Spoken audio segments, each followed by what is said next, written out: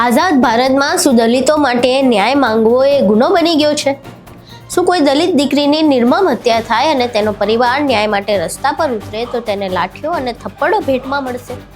આવું અમે શા માટે કહી રહ્યા છીએ અને આ પ્રશ્નો કેમ ઊભા થઈ રહ્યા છે તેના વિશે વિગતે ચર્ચા કરવી છે. નમસ્કાર, તમે જોઈ રહ્યા છો ચક્રવાત ન્યૂઝ. હું આપની સાથે હેમંત.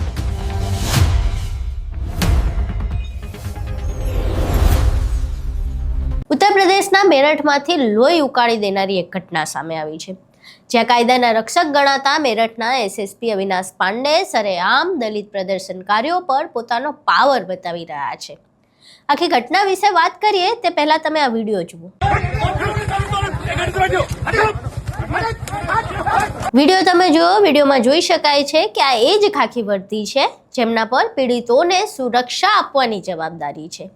પણ અહીં આઈપીએસ અધિકારી અને એસએસપી અવિનાશ પાંડે ન્યાયની ગુહાર લગાવી રહેલા દલિત સમાજના લોકો પર હિંસક બનીને તૂટી પડ્યા છે.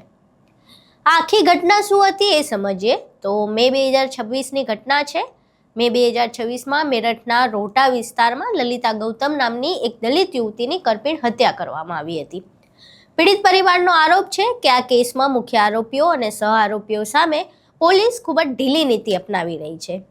આ જ અન્યાય સામે પોતાની દીકરીને ન્યાય અપાવવા માટે લલિતાના પરિવારજનો અને અમુક દલિત સંગઠનો કલેક્ટરેટ કચેરીએ શાંતિપૂર્ણ પ્રદર્શન કરવા ગયા હતા. પણ ત્યાં સત્તાના નશામાં ચૂર પોલીસે જે કર્યું તેણે ખરેખર માનવતા શર્મસાર કરી દીધી છે. હવે આ બીજો વિડીયો જુઓ.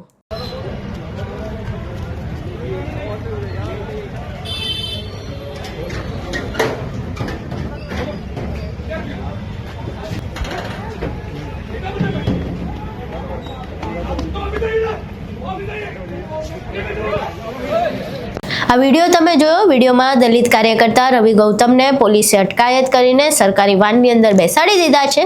તેઓ કસ્ટડીમાં છે. તેમ છતાં એસએસપી અવિનાશ પાંડે વાનનો દરવાજો ખોલે છે અને અંદર ઘૂસીને રવિ ગૌતમને પશુની જેમ બેરહેમીથી માર મારે છે.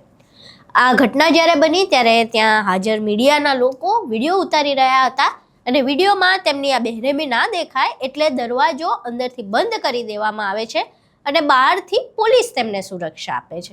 હવે આ આખી ઘટના સામે આવી અને એસએસપીનો વિડીયો સોશિયલ મીડિયા પર વાયરલ થયા બાદ પોલીસ તંત્રએ પોતાનો લૂલો બચાવ કર્યો છે અને આ લૂલો બચાવ કરતા તેમણે આરોપીના ગુનાહિત ઇતિહાસ વિશે વાત કરી છે. पहला पुलिस ने लूलो बचाव सांपड़े. 15 मई को थाना टीपी नगर क्षेत्र से एक युवती गुमशुदा हुई थी और जिनके परिजनों द्वारा 16 मई को थाना टीपी नगर पर गुमशुदगी लिखाई गई थी. थाना रोटा क्षेत्र से 17 मई को इनका शव बरामद किया गया था. इनकी पहचान ललिता गौतम जी के रूप में हुई थी. तत्काल पुलिस द्वारा कार्रवाई करते हुए 24 घंटे के अंदर मुख्य अभियुक्त जो कि पूर्व में इनका परिचित भी रहा है उसको गिरफ्तार कर जेल भेजा गया था. उसमें जो भी सुसंगत साक्ष्य थे पूरा सीसीटीवी के आधार पर यहाँ से दोनों लोग साथ में एक मोटरसाइकिल पर बैठ कर गए थे. उसके बाद जो इलेक्ट्रॉनिक एविडेंसेस थे, मोबाइल के एविडेंसेस थे, उन सभी के आधार पर उस व्यक्ति को जेल भेजा गया था. 2 अन्य व्यक्तियों को जिसमें से एक उसका भाई था और जिस खेत में शव मिला था उन लोगों पर साक्ष्य छुपाने, पुलिस को सूचना ना देने और अन्य सुसंगत धाराओं में उनका नाम बढ़ाया गया था. इस प्रकरण में जो क्षेत्राधिकारी ब्रह्मपुरी हैं इनके द्वारा विवेचना की जा रही थी. क्षेत्राधिकारी सिविल लाइन, क्षेत्राधिकारी ब्रह्मपुरी, एसओ रोटा जो कि तीनों महिलाएं हैं उनके द्वारा इनके घर पर जाकर लगातार इनकी काउंसलिंग की गई थी. इसमें पुलिस अधीक्षक देहात के द्वारा भी इनकी लगातार काउंसलिंग की गई थी. इनसे ये भी पूछा गया था कि यदि विवेचनात्मक कार्रवाई में अगर कोई और चीज़ चाहिए तो आप बताइए. इनके द्वारा इस पर संतुष्टि जताई गई थी कि नहीं, हमें फ़िलहाल कोई ऐसी बात नहीं है जो हमें विवेचनात्मक कार्रवाई में चाहिए. इसमें जितनी भी सुसंगत धाराएँ हैं सभी की वृद्धि की गई थी. कल उस प्रकरण में कतिपय संगठनों के द्वारा, जिनमें कि ऐसे भी संगठन शामिल हैं जिन पर कई प्रकार के मुकदमे हैं, उनके द्वारा यहाँ कमिश्नरी पार्क पर आने के लिए कहा गया था. इसकी कोई अनुमति नहीं ली गई थी, परंतु ज्ञापन देने के लिए और लोकतांत्रिक तरीके से अपना विरोध प्रदर्शन करने के लिए जो भी इनकी मांगें थी उनको उठाने के लिए इनको अनुमन्य किया गया था. परंतु इसमें से कुछ शामिल अराजक तत्वों ने कलेक्ट्रेट गेट के सामने जो शहर की कचहरी को जाने वाली तथा मेन रोड है उस पर जाम लगा दिया गया था और काफ़ी देर तक ऐसा जाम लगाया गया था. जिन पुलिसकर्मियों द्वारा इन्हें साइड में करने का प्रयास किया गया, जिसमें हमारी महिला पुलिसकर्मी भी शामिल हैं, उनके साथ इनके द्वारा धक्का मुक्की की गई और चोट पहुंचाई गई, जिसमें एक हमारी महिला उपरीक्षक मौके पर बेहोश भी हो गई थी. इनको लगातार लाउड हेलर से ये समझाया गया कि इस प्रकार का आचरण विधि विरुद्ध है, आप ऐसा ना करें. यदि विवेचना में और कोई बात होती है तो बताएं. जब काफ़ी देर हो गई और शहरवासियों से कई प्रकार के ट्वीट और इवन वकीलों के भी कई प्रकार के मैसेज आने लगे, वकील साहब लोगों के, कि इस प्रकार से हमें आने जाने में रोका जा रहा है, तब इनको आवश्यक न्यूनतम बल का प्रयोग कर हटाया गया था। देखिए, इस प्रकरण में एक व्यक्ति है रवि गौतम, जो कि नोएडा सूरजपुर का रहने वाला है, जिसके ऊपर 4 मुकदमे हैं, जो पहले से भी इस प्रकार के कृत्यों में शामिल रहा है। दूसरा एक व्यक्ति है दिग्विजय सिंह, जो कि जनपद अमरोहा का रहने वाला है, अपने आप को किसान यूनियन के एक संगठन का सदस्य बताता है, एक गुट का। जो मुख्य किसान यूनियन है उन सभी से वार्ता की गई है, उनमें किसी में शामिल नहीं है। ये अपने आप को स्वयंभू संगठन का राष्ट्रीय अध्यक्ष बताता है। इस पर 9 मुकदमे हैं तथा 10 दिन पहले ही ये जनपद अमरोहा से जिला बदर किया गया है। तीसरा व्यक्ति एक ऋतिक करके है, जो थाना मेडिकल क्षेत्र का रहने वाला है। इसके ऊपर भी हत्या के प्रयास का एक मुकदमा है और जेल से छूटने पर इसके द्वारा एक जाम लगाया गया था, जिसके प्रयास का भी इसके ऊपर पहले से मुकदमा है।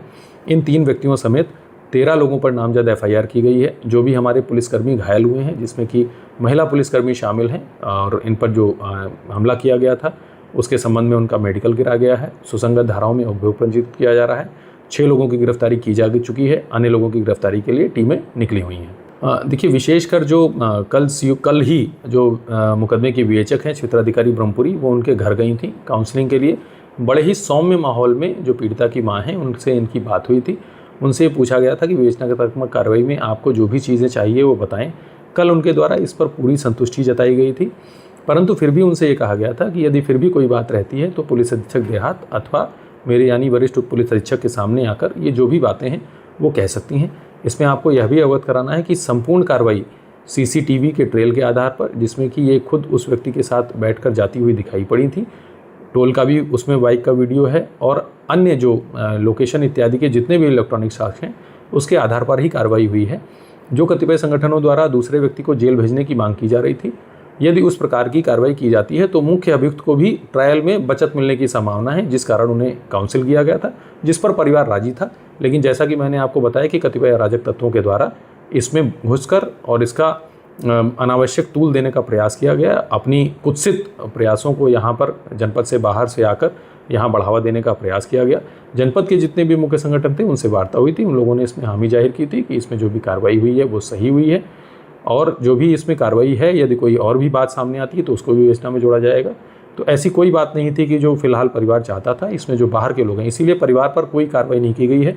परिवार तथा भोली भाली महिलाओं को इन दुष्टों के द्वारा, इन नालायकों के द्वारा जो यहाँ पर बैठाने का प्रयास किया गया है, उन पर सम्यक विधिक कार्रवाई की जाएगी। અહીં તમે વિડીયો જો જેમાં પોલીસ સફાઈ આપી રહી છે કે માર ખાનાર રવિ ગૌતમ અને દિગ્વિજયસિંહ ભાટીનો ગુનાહિત ઇતિહાસ છે અને તેઓ ભીડને ભડકાવી રહ્યા હતા।